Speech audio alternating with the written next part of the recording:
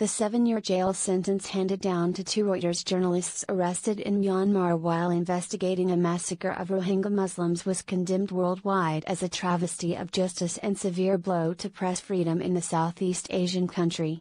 Walon, 32, and Chosu, 28, were found guilty on Monday of breaching the Official Secrets Act, under laws introduced in 1923 under British rule. They have been held in prison since December, when they were arrested while reporting on an alleged killings of 10 Rohingya at the hands of soldiers and Buddhist villagers in Indin, a village in the north of Rakhine State. The sentences, and the lack of condemnation from Aung San Suu Kyi, the Nobel Peace Prize winner and now state councillor, a position akin to prime minister, led to claims that her international reputation was now in shreds. As he was led to a police van in handcuffs, one of the reporters, Walon, said, "I have no fear. I have not done anything wrong. I believe in justice, democracy and freedom." Chosu hugged his sobbing wife until police took him away. In his ruling, Judge Yilwin said the men tried many times to get their hands on secret documents and pass them to others. They did not behave like normal journalists. The new UN human rights chief, Michelle Bachelet, said she was shocked by the case, and called for the 2 men's unconditional release. The reporter's coverage of the Indin massacre by the military was clearly in the public interest. Play video 048. She said the trial itself was a travesty of justice. Their conviction follows a legal process that clearly breached international standards. It sends a message to all journalists in Myanmar that they cannot operate fearlessly, but must rather make a choice to either self-censor or risk prosecution. The Rohingya crisis, a year on, 4 generations of one family on life in limbo. Read more. Reuters condemned the verdict as a major step backwards for Myanmar. Today is a sad day for Myanmar, Reuters journalists Walon and Chosu, and the press everywhere, the editor-in-chief, Stephen J. Adler, said in a statement. Adler called for Myanmar to review the decision urgently. In a tweet, the UK Foreign Secretary Jeremy Hunt said he would be raising the issue when he travelled to Myanmar shortly.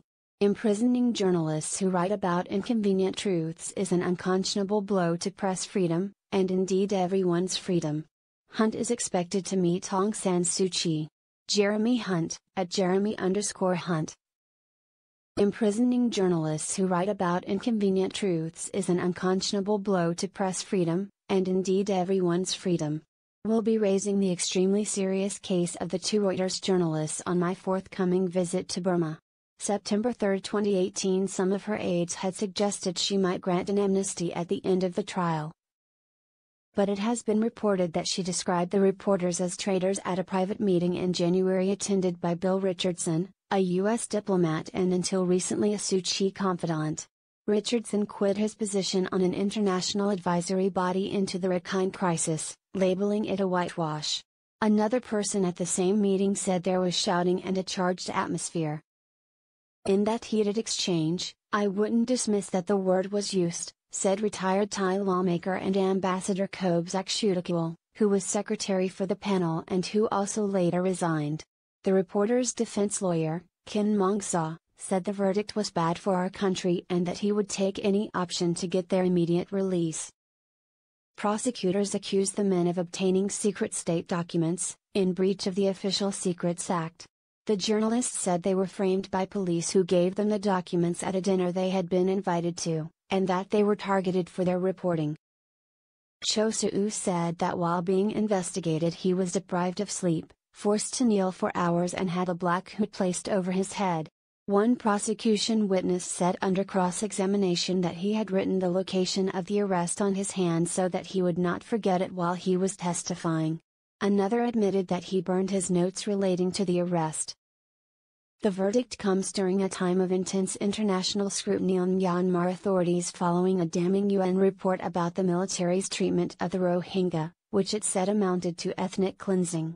More than 700,000 Rohingya have fled Myanmar to bordering Bangladesh over the past year after a campaign of violence by the military.